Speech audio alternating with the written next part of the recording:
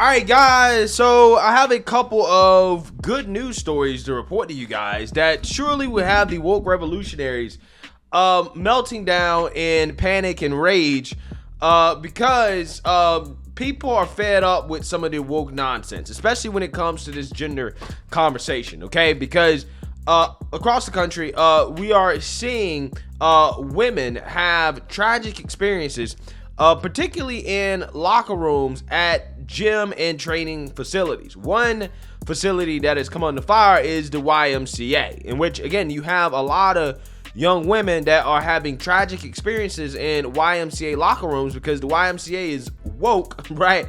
I thought there was supposed to be a Christian organization. I guess not. Maybe I got that confused. I don't know. But they're woke, okay? And they don't care about the feelings of young girls. And they're allowing grown men to use the women's locker room.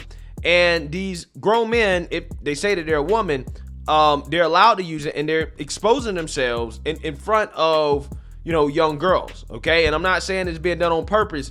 I'm just saying it just so happens that is what's happening, okay? These girls are being exposed to penises, genitalia, that they don't want to see, okay? And they are being scarred for life in the name of diversity and inclusion. And this time we got to talk about a story that has a slightly different outcome than most of the stories I've talked about, in which this YMCA in Ohio had a transgender male in the locker room, and he allegedly turned around and he was exposed to two teenage girls, and now this transgender person is being charged, right? He's been charged with public indecency as a result of that encounter in the locker room. Take a look. A transgender woman who has not undergone gender reassignment surgery faces indecent exposure charges. This is after what women said the suspect did while using a locker room at a YMCA in Xenia. Good evening, I'm James Brown. I'm Cheryl McHenry. The YMCA is defending its policies while the president of the Xenia City Council is attacking those same policies.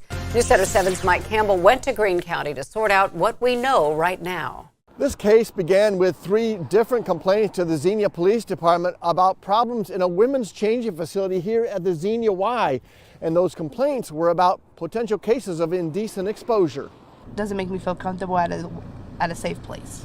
Kia Coates told me the accusations of a naked man, who now identifies as a woman, in the women's locker room or changing area at the Y is the talk of the town. I'm not judging nobody. I don't, that's not my business, but that's like a family place.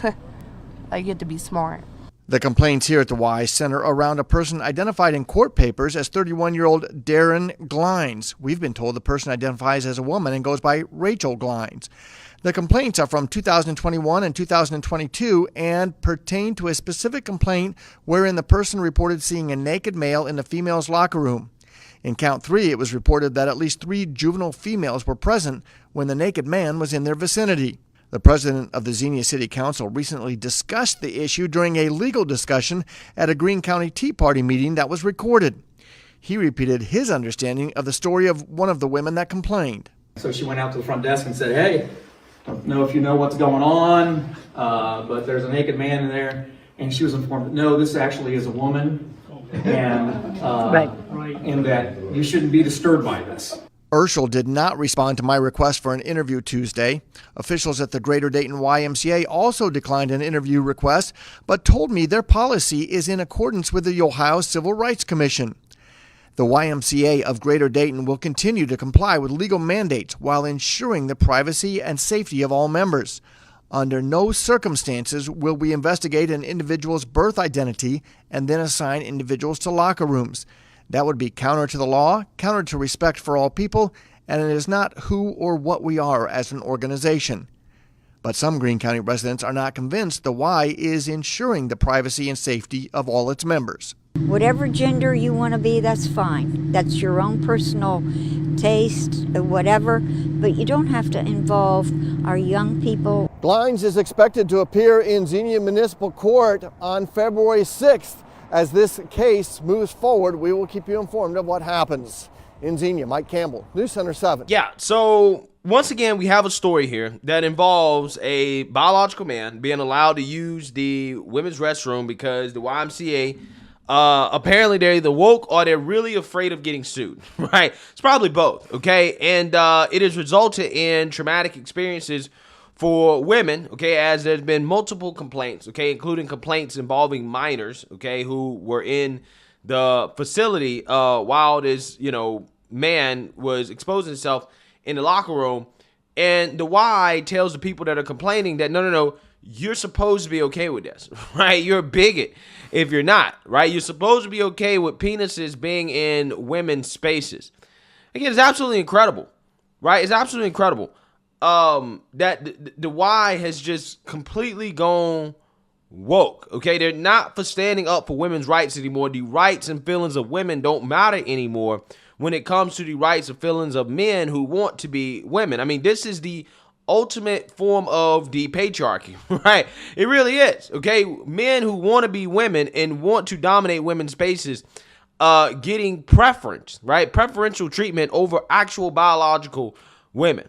Amazing stuff, right? Women fought for all these rights just for men who want to be women to take them all away. Incredible stuff. But again, unlike in most situations in this story, with stories like this, we actually have charges being brought against the transgender person that allegedly exposed himself in the locker room. Okay, he's been charged with public indecency, which I think fits, right? I mean, that's what it is. Okay, you again, if this person said I'm a man, right? They said I'm a man. Hey, I believe I'm a man, and they went and flashed their penis in a woman's locker room or decided they want to use the shower, right? People would say, yeah, that person should be charged. That person is a sick, twisted individual.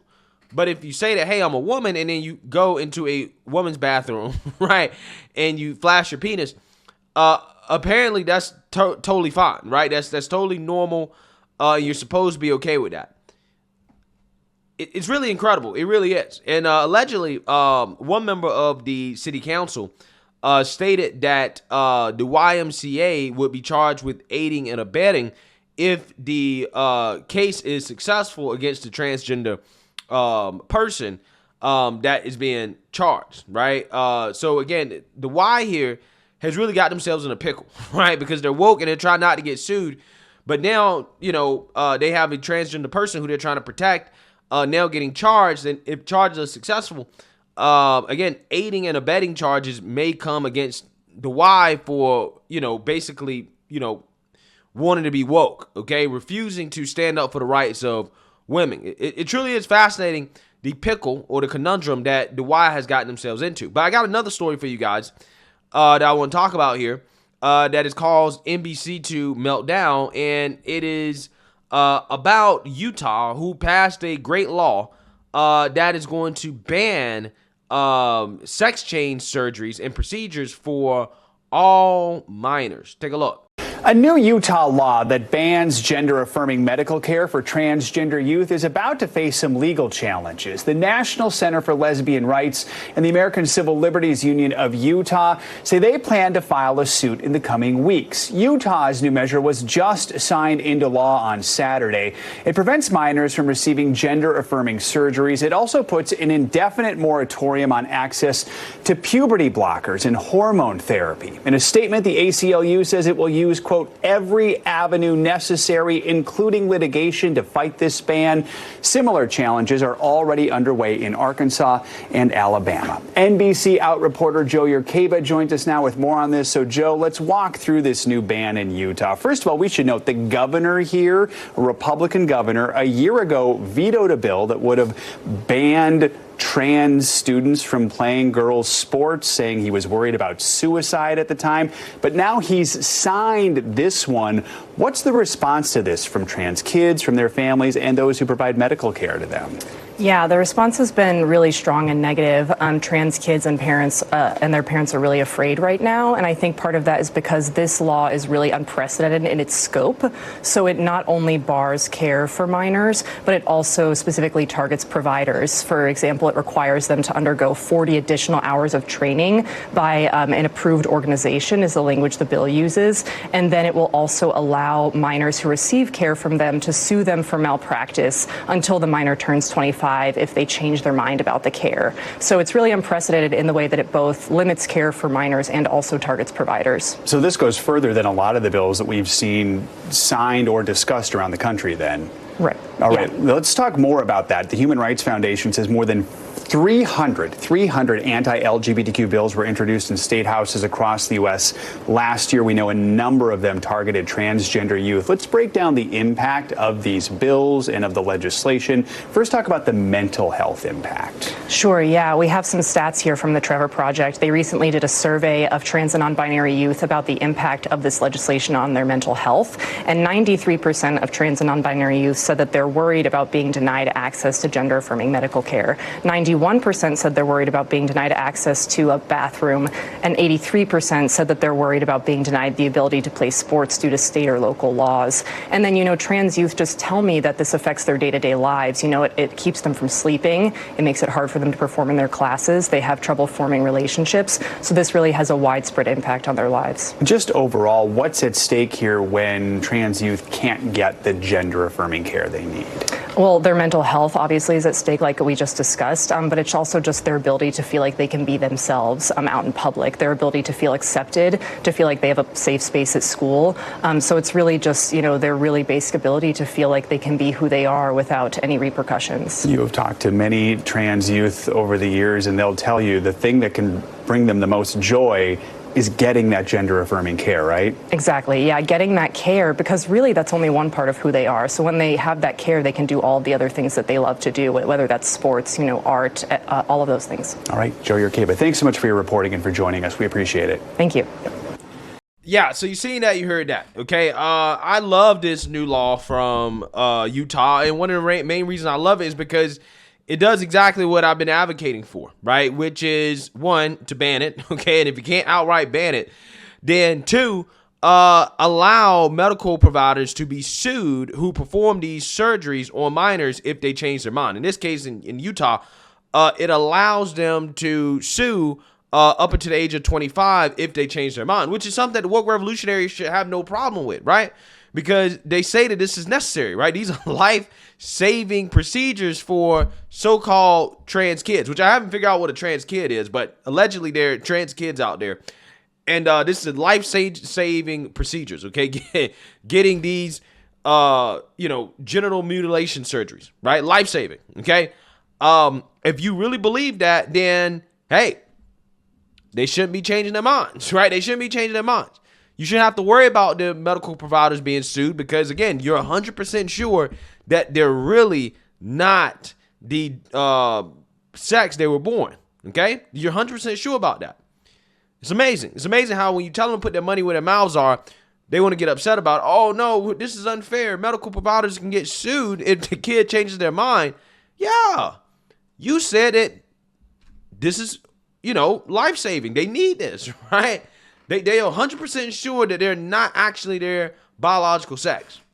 It's amazing, especially considering how there's studies out there that show that, trans women who have bottom surgery, over half of them allegedly are in so much pain that they need medical care years later, and up to a third struggle to use the toilet or have sex, right? Yeah. Young teenagers are definitely old enough to make these decisions, right? To understand the ramifications of these decisions, right? Getting your penis chopped off and having to be in pain / can't have sex, can't use the bathroom, having these issues for the rest of your life. Yeah, this is what they're saying. This is what the Democrats and the liberals, this is what they support. Absolutely amazing stuff. Yeah, so again, It's just funny to me to see the Democrats and liberals push back against this because it shows you just how extreme they really are. And they want to call everybody else a bigot simply for, preventing these kids from making life-changing decisions that they could regret later on down the road. So, hey, let me know what you guys think. Make sure you like, comment, and subscribe. Most importantly, share a Black conservative perspective. Peace.